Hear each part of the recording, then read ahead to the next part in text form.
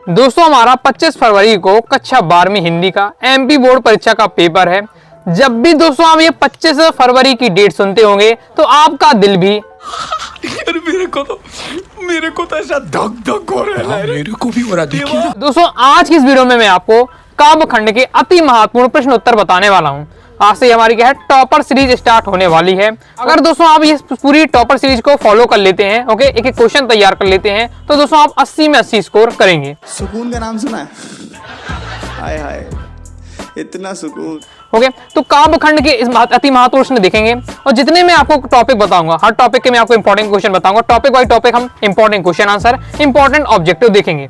साथ ही जो question answer बताऊंगा उसमें मैं आपको प्रीवियस ईयर पेपर के क्वेश्चन के जो है उनको भी इंक्लूड कर दूंगा, तो प्रीवियस ईयर पेपर के क्वेश्चन की भी तैयारी हो जाएगी। साथ ही और किस टाइप के क्वेश्चन आ सकते हैं वो भी मैं आपको बताऊंगा। और जिस तरीके से आपको बोर्ड एग्जाम में लिखना है, जैसे लिखना है उसी लैंग्वेज में आपको आंसर देने वाला हूं। ओके, तो आपको कोई दिक्कत नहीं होगी, केवल आपको वीडियो को देखते देखते सीधे माइंड में आपको छापते जाना है एकदम आपको क्वेश्चन के सॉल्यूशन।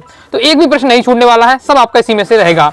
तो ना संघर्ष ना तकलीफ तो क्या मजा है जीने में, ना संघर्ष ना तकलीफ तो क्या मजा है जीने में, बड़े बड़े तूफान भी थम जाते हैं जब आग लगे हो सीने में। तो अगर आपके सीने में भी हिंदी के पेपर में 80 में 80 नंबर लाने की आग लगी हो तो आपको दोस्तों क्या है उस सीने की आग को क्या है जलाए रखना है और 25 फरवरी के पेपर में आग लगा देना है।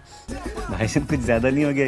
और मैं दोस्तों आपको दावे के साथ कह सकता हूं, अगर आपने क्या है पूरे साल भर भी किताब नहीं उठाई है, लेकिन हर दिन आपको जो वीडियो मिलेगी, हर टॉपिक वाइज टॉपिक जो इंपॉर्टेंट बताऊंगा तैयार करते जाते हैं तो भी दोस्तों आप 80 में 80 स्कोर आसानी से कर जाएंगे और हर टॉपिक दोस्तों आपको समझ में भी आएगा।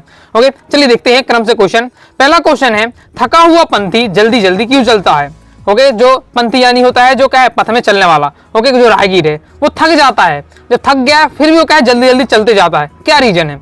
तो पथिक दिन को तेजी से ढलता देखा जल्दी जल्दी इसलिए चलता है कि कहीं उसके मंजिल पहुंचने से पूर्व अंधेरा ना हो जाए, अतः मंजिल को शीघ्रता से प्राप्त करने की चाह भी उस पथ पर जल्दी जल्दी चलने के लिए कैसे प्रेरित कर देती है। सिंपल आपका क्या बताया जा रहा है कि जो थका हुआ पंथी है जब वो देखता है कि अब क्या बिल्कुल अंधेरा होने वाला है और मेरी मंजिल भी पास है, अंधेरा भी होने वाला है, तो अंधेरा होने से पहले मैं अपने मंजिल को प्राप्त कर लूं, नहीं तो मुझे अपनी मंजिल प्राप्त करने के लिए एक दिन और इंतजार करना पड़ेगा। ओके, इसलिए उसने सोचा कि आज ही मंजिल को प्राप्त कर लूं तो जल्दी जल्दी क्या चलता है।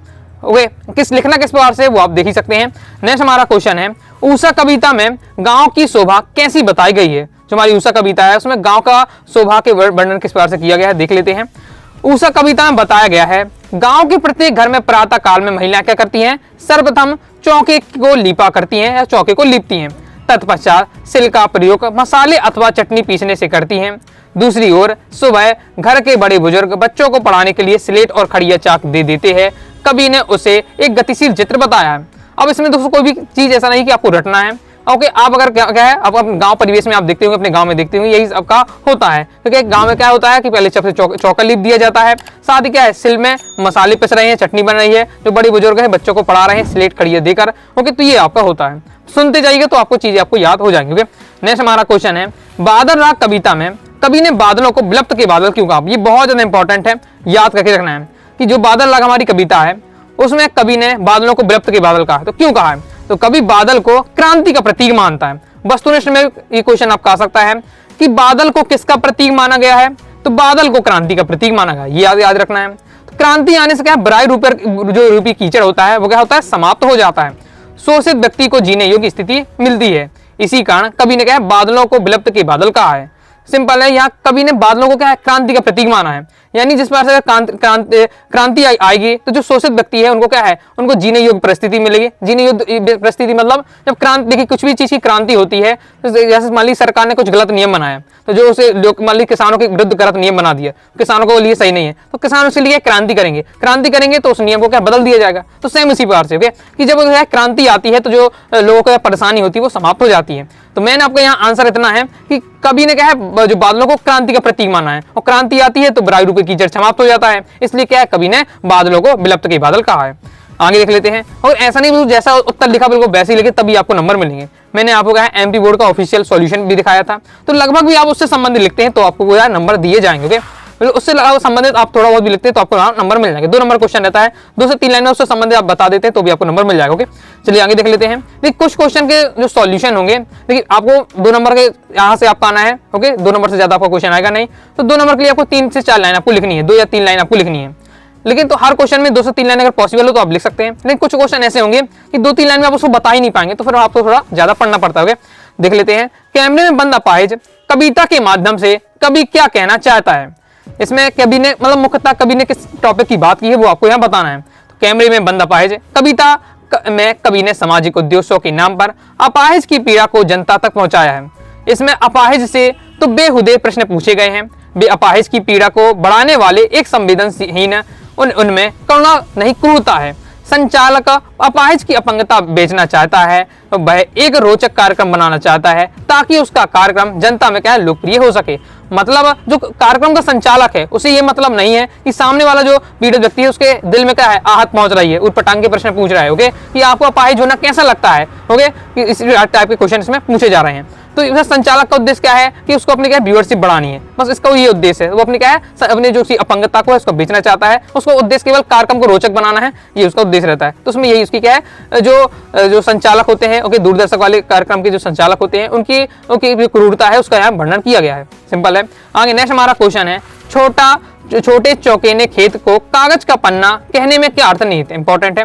तो कवि ने कवि जो है कवि ने जो अपना कवि है, कवि कहाँ लिखेगा अपने कागज में लिखेगा, तो अपने कागज को कहा कवि ने कहा है कि मेरा खेत है, ये मैं खेत है। तो खेत क्यों कहा है उसे। ओके, तो कवि ने छोटे चौकोना खेत को कागज का पन्ना इसलिए कहा है क्योंकि कवि अपने कवि कर्म को क्या किसान के कर्म जैसा बताता है। बस इसका आपका आंसर इतना ही रहने वाला है। मतलब कभी अपने आप को क्या किसान मान रहा है। जिस प्रकार से किसान क्या करता है जमीन पर अपने भूमि पर क्या है खेती करता है, ओके, कर्म करते हैं मतलब खेती करता है कर्म करता है, तब उसकी क्या फसल उगती है। सेम उसी प्रकार से कभी अपनी तुलना क्या किसान से कर रहा है। तो कभी कहता कि मैं भी किसान की तरह किसान क्या है खेत में काम करता है और मैं कागज की पन्नी पर काम करता हूं, उसमें भी अपना क्या कभी कर्म करता हूं। ओके, कभी कर्म करता हूं, इसमें शब्द रूपी में बीज बोता हूं। ओके, तब आपको क्या उसमें फसल उगती है। ओके, जो लोगों तक पहुंचती है इस प्रकार से। तो इस कवि ने सिंपल है कि कवि ने अपने आप को क्या किसान कहा है, किसान के कर्म से तुलना की है, इसलिए कवि ने अपने जो क्या है छोटे चौकोने खेत मतलब कागज के पन्ने को क्या एक छोटा चौकोना खेत कहा है। ओके, आइए आप समझ गए। आंसर आपको 2 लाइन में इतना बस लिखना है। आगे नेक्स्ट क्वेश्चन देख लेते हैं। ओके, वीडियो काफी लंबी हो जाएगी क्योंकि एक ही लाइन को एक ही शब्द को मैं आपको समझा दूंगा अच्छे से, कि अगर आपको क्या बिल्कुल भी चीजें आपने नहीं पढ़ी हैं फिर भी आप दोस्तों ध्यान से सुनते रहते तो आपको चीजें काफी ज्यादा समझ में आ जाएंगी। चीजें समझ में आएंगी तो फिर हिंदी है अपनी लैंग्वेज में आप यूज कर सकते हैं, लेकिन आपको क्या है जब वो चीजें समझ में आएंगी तब तो आप अपनी लैंग्वेज में लिख पाएंगे। ओके, तो और मैं काफी ज्यादा क्वेश्चन को प्रैक्टिस करा दूंगा कि हमारा टारगेट 80 में 80 है। किसी प्रकार से हमें क्या है मेरे को इस बार रिस्क लेने का ही नहीं है, बिल्कुल रिस्क नहीं लेने का है, किसी प्रकार का रिस्क नहीं लेना है। तो इस क्रम से सभी क्वेश्चन आपको प्रैक्टिस करनी है जो सिलेक्टेड है। तुलसीदास जी के अनुसार संसार में पेट भरने के लिए लोग कौन कौन से कार्य करते हैं। ओके, तुलसीदास जी क्या कह रहे हैं कि लोग पेट भरने के लिए विभिन्न प्रकार के कार्य करते हैं। ओके, लाइन भी आती है आपकी, तो कौन कौन से यहाँ कार्य करते हैं। तुलसीदास जी के अनुसार संसार के जो लोग हैं वो पेट भरने के लिए मजदूरी करते हैं। ओके, मजदूरी करते हैं, खेती करते हैं, व्यापार करते हैं, भिक्षा मांगने का काम करते हैं, भाट का काम करते हैं, नौकरी चाकरी करते हैं, चोरी भी करते हैं, दूधगिरी भी करते हैं, जादूगिरी यानी कर्तव्य दिखाने का भी काम करते हैं, इत्यादि कार्य करते हैं। ओके, वही आपको नाम लिखना है जो आपके क्या लाइनों में आते हो। ओके, नेक्स्ट हमारा क्वेश्चन है मतलब जो पंक्ति में जो कविता है उसमें लाइनें आती हो वही आपको काम लिखने हैं। ओके, कि आप कुछ भी एकदम लिखने पड़ जाए तो फिर यहाँ से टीचर को समझ में आ कि ज्यादा बनावटी हो रहा है। ओके, नेक्स्ट है हमारा छोटा मेरा खेत कविता के संदर्भ में अधड़ और बीज क्या है। एमपी बोर्ड एग्जाम 2022 में क्वेश्चन आ चुका है। तो देखिए छोटा मेरा खेत में अधड़ का अर्थ होता है आपका आवेगों का वेग।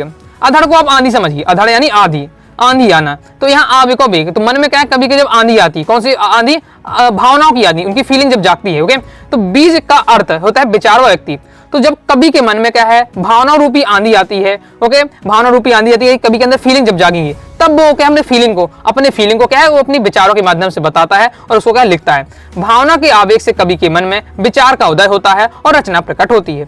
ओके, भावना फीलिंग से क्या है उसके मन में क्या है विचार आएंगे, विचार को वह क्या है लिखेगा और उससे क्या है उसकी रचना प्रकट होगी। सिंपल है, जितना आपको लिखना है उस हिसाब से आपको दिया हुआ है। ओके, नेक्स्ट है जग जीवन का भार के लिए फिरने से कवि का क्या आशा है। देख लेते हैं, क्योंकि लाइन आती है मैं जग जीवन का भार लिए फिरता हूँ, निज रुदन में राग लिए फिरता हूँ।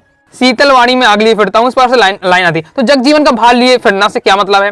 तो उपयुक्त पंक्ति से कवि का आशा है सांसारिक रिश्ते नाते, रीति रिवाजों और उनके उत्तरदायित्व उत्पन्न जिम्मेदारियों के निभाने से। ना पूरा लाइन में अर्थ समझ रहे होंगे, मैं जग जीवन का भार लिए फिरता हूँ, यानी मेरे ऊपर क्या है, संसारिक जो रिश्तेदारी हैं, रीति रिवाज है, ओके, उसकी जिम्मेदारी मेरे ऊपर है। ओके, ना चाहते हुए भी कभी कोई उत्तरदायित्व को निभाना पड़ता है। दुनिया में रह रहे हम, तो हमारे जो हमारे रिश्ते नाते के जो हमारी जिम्मेदारी उन्हें हम क्या है, ना चाहते हुए निभाना पड़ रहा है। दुनियादारी के साथ विरोधाभास होने हुए भी वह संसार के साथ क्या सामंजस्य बिठाकर जीवन यापन करता है। ओके, यानी वह दुनियादारी से क्या है, दुनियादारी में जो तरीका चल रहा है उसको अच्छा नहीं लगता है। ओके, इसलिए विरोधाभास शब्द यूज किया गया है। ओके, इसलिए उसके सामंजस्य फिर भी बना के चलना पड़ रहा है, जीवन यापन कर रहा है। ओके, कभी कंप्लीट हो जाता है। आगे नेक्स्ट हमारा क्वेश्चन है, कवि ने प्रातःकालीन वातावरण की समानता नीले संग से क्यों की है? तो नीले संग से क्यों की है? जो सुबह का जो वातावरण हो जाता है, तो भोर के समय वातावरण ना तो गहरा काला होता है ना उजला होता है, उसका रंग नीले शंख जैसा बुझा बुझा हुआ होता है। इस कारण कवि ने प्रातःकालीन वातावरण की समानता नीले संग से की है। ओके, मतलब आपने देखा होगा सुबह के जो आपका टाइम होता है, तो जब बहुत ज्यादा डार्क होगा जो आपका जो वातावरण, ओके, ना ही ज्यादा बहुत ज्यादा उजेला होगा, ओके, बीच का होगा, ओके, और साथ हल्का हल्का नीला भी दिखेगा, इसलिए वो वहां से नीले संग से कर दी गई है। सिंपल आपका दिया हुआ है। नेक्स्ट हमारा क्वेश्चन है, कवि ने रावण की तुलना किससे की है और क्यों? कवि है तो कवि ने रावण की तुलना किससे की है और क्यों? तो कवि ने रावण की तुलना दरिद्रता से की है, दरिद्रता से की है, क्योंकि तत्कालीन समय में दरिद्रता रूपी रावण आतंक चार ओर छाया हुआ है। ओके, मतलब पहले जब राम जी के समय तो क्या है, त्रेता युग में रावण के परेशानी से सब लोग परेशान थे, लेकिन अब वर्तमान समय की हम बात करते हैं, ओके, तो अब लोग क्या गरीबी से ज्यादा परेशान है, दरिद्रता नहीं, गरीबी से बहुत ज्यादा परेशान है। इसलिए कवि ने यहाँ रावण की जो तुलना है दरिद्रता से की है। ऑब्जेक्ट में भी क्वेश्चन आपसे पूछा जा सकता है, तो कवि ने रावण की तुलना किससे की? तो दरिद्रता रूपी रावण से की। ओके, क्योंकि तत्कालीन समय में क्या है, दरिद्रता रूपी रावण का जो आतंक है चार ओर छाया है। ऐसी स्थिति में तुलसीदास श्री राम से याचना करते हैं, आप तो पापों को नाश करने वाले हो, अर्थात जिस प्रकार आपने रावण का वध करके संसार को कष्ट रहित किया है, तो ठीक उसी प्रकार आप क्या है, इस दरिद्रता का विनाश करके कर सभी कष्टों को क्या है, दूर कर दें। बिल्कुल सिंपल लैंग्वेज दिए हुए है। ओके, यहाँ क्या है, तुलसीदास जी प्रार्थना कर रहे हैं कि आप जिस प्रकार से भगवान राम आपने क्या है, भगवान राम आपने रावण का क्या है वध किया है और संसार को क्या है कष्ट से मुक्त किया है, इसी प्रकार से अब वर्तमान में जो दरिद्रता रूपी रावण है उसको भी क्या है निपटा दो। ओके, आइए आप समझ गए होंगे। आगे देख लेते हैं। आगे बढ़ने से पहले बताना चाहूंगा, अगर दोस्तों आप क्या है पूरा पीडीएफ मटेरियल प्राप्त करना चाहते हैं, पूरा आप क्या है कोर्स को ज्वाइन कर सकते हैं 90 39 53 44 79 इस दिए व्हाट्सएप नंबर मैसेज करके आप क्या है कंप्लीट हिंदी कोर्स को ज्वाइन कर सकते हैं। तो हिंदी के कोर्स में दोस्तों आपको मिलेगा क्या, तो आपका जितना हिंदी का सिलेबस है, एमपी बोर्ड का सिलेबस है, मैं आपको पहले ही बता चुका हूँ, आपको भी पता होगा, चाहे वो ग्रामर वाला हो, चाहे बुक इंपॉर्टेंट हो, सभी काव्यखंड, गद्यखंड, बितान, व्यक्ति माध्यम, पद्य साहित्य का इतिहास, गद्य साहित्य का पत्र लेखन, निबंध लेखन, ओके, अभिव्यक्ति माध्यम, बहुत सारे आपके जो टॉपिक है सभी के आपके क्वेश्चन आंसर वस्तु है। पीडीएफ मटेरियल कम समय आपको तैयारी कर पाएंगे, बहुत कम समय रह गया, रिवीजन आप बार बार करना है तो पीडीएफ का जरूरी होता है, तो पीडीएफ का मटेरियल मिल जाएगा। साथ ही और भी कुछ स्पेशल आपको क्या है, पूरा प्रैक्टिस पेपर दिया है, मॉडल पेपर दिया है, साथ ही आपको प्रीवियस पेपर सॉल्यूशन दिया, मतलब कंप्लीट आपकी तैयारी हो जाएगी। ओके, बोर्ड एग्जाम में कैसे कब क्या कैसे लिखना है वो सबके भी आपको पूरा नॉलेज दिया जाएगा, तो हिंदी के कोर्स को आप ज्वाइन कर सकते हैं। दोस्तों कोर्स की फीस की बात करें तो ये आपकी कोर्स की फीस क्या है 249 रुपए थी, 249 रुपए थी। अब दोस्तों आपको 50 रुपए पूरा ऑफ कर दिया गया है, तो अब केवल आपको क्या 199 रुपए में पूरा हिंदी का कंप्लीट कोर्स दिया जा रहा है। ओके, इतने में दोस्तों आपकी कंप्लीट एमपी बोर्ड की आपके हिंदी सब्जेक्ट की तैयारी करा दी जाएगी 80 में 80 स्कोर की। आगे दोस्तों हमारा नेक्स्ट क्वेश्चन है, दिशाओं को मृदंग की तरह बजाने से क्या तात्पर्य है? तो आंसर है दिशाओं को मृदंग मतलब यहाँ ढोलक से, ओके, ढोलक या मृदंग की तरह बजाने से तात्पर्य बच्चों का दौड़ दौड़ कर शोर मचाने से है। बच्चे जब पतंग उड़ाते हैं तो बेफिक्र होकर छतों पर भी क्या है दौड़ लगा करके शोर मचाते हैं, तो दिशाओं को मृदंग की तरह बजाने से मतलब ओके क्या है, बच्चों का दौड़ दौड़ कर क्या है शोर मचाने से है। सिंपल, इतना आपका आंसर है। नेक्स्ट हमारा क्वेश्चन है, हनुमान जी ने भरत के किन गुणों की प्रशंसा की है? तो हनुमान जी ने भरत के बाहुबल, सुशील स्वभाव तथा प्रभु राम के चरणों में अपार भक्ति की प्रशंसा की है। नेक्स्ट है, शायर राखी के लच्छे को बिजली की चमक की तरह कहकर क्या भाव व्यंजित करना चाहता है? तो जो शायर है उसने राखी के लच्छे को बिजली की चमक की तरह कहा है, तो इसका क्या मतलब है? ओके, तो रक्षाबंधन एक मीठा और पवित्र बंधन है, रक्षाबंधन के कच्चे धागों पर बिजली के लच्छे हैं। वास्तव में सावन का संबंध घटा से होता है, घटा का संबंध यहाँ थोड़ा आपको क्या है, आपको घटा और अलग का अलग लिखना है। तो घटा का जो संबंध बिजली से है वही संबंध क्या है भाई का बहन से होता है। शायर यही भाव व्यक्त करना चाहता है कि यह बंधन पवित्र और बिजली की तरह चमकता रहे। तो यहाँ दोस्तों शायर ने राखी के लच्छे को बिजली की चमक की तरह क्यों कहा है कि बस क्या राखी के लच्छे से मतलब है कि जो उनका भाई बहन का क्या है पवित्र बंधन है वो क्या है एकदम चमकता रहे, इस टाइप से आप समझ सकते हैं। ओके, नेक्स्ट हमारा क्वेश्चन है, छोटे चौकोरा खेत, कागज का पन्ना कहने में क्या अर्थ निहित है? तो ये दोस्तों मैं आपको बता ही चुका हूँ, रिपीट क्वेश्चन हो चुका है। नेक्स्ट हमारा क्वेश्चन है, हम समर्थ शक्तिवान हैं, हम एक दुर्बल को लाएंगे, पंक्ति के माध्यम से कवि क्या व्यंग किया है? तो आंसर हो जाएगा, इस पंक्ति के माध्यम से कवि ने यही व्यंग किया है ओके कि मीडिया वाले समर्थ और शक्तिवान होते हैं, इतने शक्तिवानशाली कि वे किसी की करुणा को पर्दे पर दिखाकर पैसा कमा सकते हैं। वे दुर्बल अर्थात अपाहिज को लोगों के सामने प्रस्तुत कर सकते हैं ताकि लोगों की सहानुभूति प्राप्त करके प्रसिद्धि पाई जा सके। तो क्या लिखा हुआ, हम समर्थ शक्तिवान हैं, यानी कौन कह रहा है हम समर्थ शक्तिवान हैं? मीडिया वाले कह रहे हैं कि हम क्या समर्थ शक्तिवान हैं और हम एक दुर्बल को लाएंगे और उसे क्या है उसकी अपाहिजता का उसका मजाक उड़ाएंगे और उसकी अपाहिजता को लोगों को दिखाएंगे, लोगों की सहानुभूति जीतेंगे और प्रसिद्धि और पैसा कमाएंगे। ओके, आई होप समझ गए होंगे। आगे देख लेते हैं। नेक्स्ट हमारा क्वेश्चन है, अस्थिर सुख पर दुख की छाया पंक्ति में दुख की छाया किसे कहा गया है? तो अस्थिर सुख पर दुख की छाया पंक्ति में कवि ने दुख की छाया क्या है? ग्रीष्म ऋतु को कहा है। कवि का मानना है कि गर्मी के कारण सारी धरती क्या है झुलस जाती है, पेड़ पौधे मुरझाने लगते हैं, अकाल की चिंता क्या है किसानों को व्याकुल हो जाती है। तो अस्थिर सुख में दुख की छाया का यह मेन मतलब है ग्रीष्म ऋतु से, क्योंकि गर्मी के जब समय आता है तब पूरी धरती क्या झुलस जाती है, पेड़ पौधे यहाँ मुरझाने लगते हैं, अकाल पड़ने लगता है ओके, और किसानों को क्या व्याकुल होने लगते हैं। नेक्स्ट हमारा क्वेश्चन है, बहुत ज्यादा इंपॉर्टेंट है, प्रीवियस ईयर में नहीं आया है लेकिन आपका ये बहुत ज्यादा इंपॉर्टेंट, अब आपके आने के इसकी हाई चांस है, तैयार करके रखिएगा। शीतलवाणी में आग होने से क्या आशा है? ओके, मैं निजरोधन में राग लिए फिरता हूँ, शीतलवाणी में आग लिए फिरता हूँ। कौन सा अलंकार है? विरोधाभास अलंकार है। विरोधाभास अलंकार आपके सिलेबस में पढ़ा भी है ओके। तो जहां विरोध ना होते हुए विरोध का आभास हुआ, विरोधाभास अलंकार। ऐसे शीतलवाणी में आग, शीतल ने ठंडा, ठंडी वाणी में आग लग रही ओके, तो ये कैसे पॉसिबल? तो वो विरोधाभास की बात हो रही। तो इसका कवि ने ये लाइन को क्या यहाँ मतलब है वो पूछा जा रहा है। तो शीतल वाणी में आग होने का अभिप्राय है कि कवि की वाणी में कोमलता और मधुरता है, किंतु हृदय में प्रेम के संदर्भ में चलने वाले अंतर्द्वंद के कारण प्रेम रहित संसार के प्रति उसमें असंतोष विद्रोह की भावना भी है। अतः कवि अपनी शीतल वाणी से ही अपने मन की भड़ास को निकालकर लोगों से प्रेम की ज्वाला प्रदीप्त कराना चाहता है। इस प्रकार यहाँ क्या विरोधाभास स्पष्ट दृष्टिगोचर है, यानी इस लाइन में क्या विरोधाभास की भी बात आ रही है कि विरोधाभास है। उसे क्या कवि को प्रेम नहीं मिला है और इससे ये पूरा जो संसार है उसको प्रेम रहित लगता है कि संसार में प्रेम ही नहीं है, तो इसलिए उसमें असंतोष भरा हुआ। तो असंतोष से विद्रोह की भावना भी है, इसलिए कवि ने कहा शीतल वाणी में आग होने कहा है ओके। आगे देख लेते हैं। आगे नेक्स्ट हमारा क्वेश्चन है, बच्चे किस बात की आशा से नीड़ों से झांक रहे होंगे? नीड़ मतलब होता है घोंसला, तो घोंसले से क्यों झांक रहे हैं? किस आशा से बच्चे नीड़ों से झांक रहे हैं? बहुत ज्यादा इंपॉर्टेंट है, एमपी एग्जाम 22 में आ चुका है, 24 में आ चुका है। तो बच्चे चिड़िया के आने की आशा से नीड़ों से झांक रहे हैं, मतलब चिड़िया या क्वेश्चन में लिख सकते हैं माँ ओके, कौन चिड़िया? उसकी मतलब माँ की, अपनी माता जी के इंतजार में बच्चे क्या है नीड़ों से झांक रहे होंगे। उन्हें यह प्रत्याशा होगी, प्रत्याशा यानी आशा होगी ओके, तो प्रत्याशा कहें आशा कहें तो होगी कि चिड़िया उनके लिए क्या है दाना लेकर उनके लिए लौट रही होगी ओके। आगे नेक्स्ट हमारा क्वेश्चन है, उड़ने और खिलने का कविता से क्या संबंध बनता है? ओके, उड़ने और खिलने में क्या संबंध है? तो कि चिड़िया उड़ती है और फूल क्या खिलता है, इसी प्रकार जो कविता कल्पना की उड़ान भरती है और फूल की तरह क्या खिलती है अर्थात विकसित होती है। इस प्रकार दोनों में क्या गहरा संबंध है। उड़ने और खिलने से क्या संबंध है? कविता से क्या संबंध बताया जा रहा है? तो जिस प्रकार से चिड़िया उड़ती है तो सेम इसी प्रकार से क्या होता है, कविता क्या कल्पना की उड़ान भरती है। और खिलने की बात करें जैसे फूल खिलता है, ठीक उसी प्रकार से क्या है कविता भी क्या है खिलती है यानी विकसित होती है और लोगों क्या है अपने एक बार से फूल सुगंध फैलाता है, कविता लोगों को क्या है ज्ञान और रोचक होती है, लोगों का मनोरंजन करती है। आगे नेक्स्ट हमारा क्वेश्चन है, भाषा को सहूलियत बरतने से क्या अभिप्राय है? ओके, अभिप्राय आपका हो जाएगा अभिप्राय ओके है। तो आपका बोर्ड एग्जाम आपका 22 में आ चुका है, 24 में आ चुका है। तो भाषा को सहूलियत बरतने से आशा है कि भाषा केवल अपने संप्रेषण का माध्यम है, यानी भाषा का प्रयोग क्यों किया जाता है? भाषा का प्रयोग में अपनी बातों को आपके तक पहुंचाने के लिए भाषा का प्रयोग हम करते हैं ओके। मतलब जो भी मैं कह रहा हूं बस आप तक पहुंच जाए, भाषा का केवल यही उद्देश्य है। अतः भाषा का प्रयोग इस प्रकार से होना चाहिए कि हमारी बात श्रोता तक क्या है स्पष्ट रूप से पहुंच जाए। बस यही है कि हम इतनी मतलब भाषा इतनी आसान होनी चाहिए कि सामने वाले को समझ में आ जाए ओके। हम अपनी क्या है ज्ञान का दिखाने के लिए चक्कर में ओके अपनी भाषा को कठिन कर देते हैं, तो सामने वाले को समझ में नहीं आ रही है तो भर भाषा जो आप बोल रहे हैं उसका कुछ मतलब नहीं है ओके, ये आपका हो जाएगा। नेक्स्ट है, कविता के संदर्भ में बिना मुरझाए महकने के माने से क्या होता है ओके, तो देख लेते हैं। अब ये जो आपका सॉल्यूशन है ये कोई एमपी बोर्ड के ऑफिशियल से सॉल्यूशन से लिया गया है ओके, तो उसकी लैंग्वेज में आपको रहे है तो दिक्कत नहीं है ओके। कविता के संदर्भ में बिना मुरझाए महकने के माने से क्या होता है?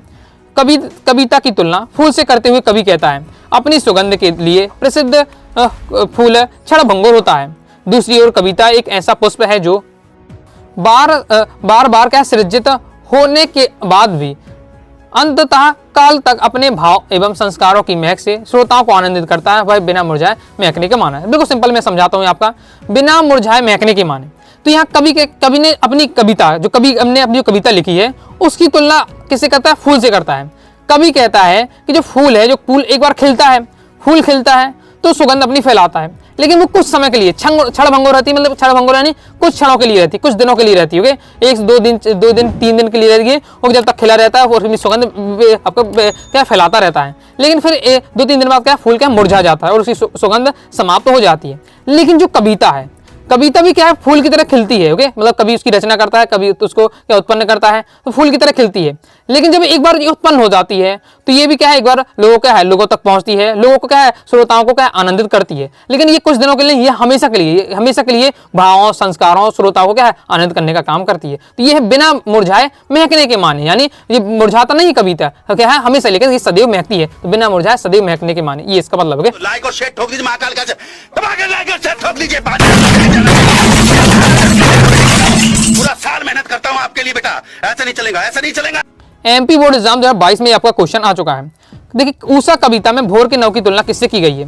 अगर दोस्तों मैं आपको बताऊं, इसका मैंने देखिए, जो मैं आपको कंटेंट देता हूं तो बहुत ज्यादा रिसर्च करता हूं, कई गाइडों से पढ़ता हूं, तब मैं आपको इतना बता पाता हूं। ओके, किताबों से भी देखता हूं, तब मैं आपको बताऊं जो आपको इजी लैंग्वेज, जो आपको समझ में आ जाए। ओके, क्योंकि कंटेंट ऐसा नहीं कि जो मैं आपको क्वेश्चन बताऊंगा कहीं मिलेंगे नहीं। ओके, वो तो आपको हर जगह मिल जाएंगे, लेकिन जो इजी लैंग्वेज है वो मैं आपको लाता हूं अपने सामने, जो मुझे खुद समझ में आए, तैयार हो जाए और आपको भी तुरंत एक बार में समझ में आए, याद हो जाए।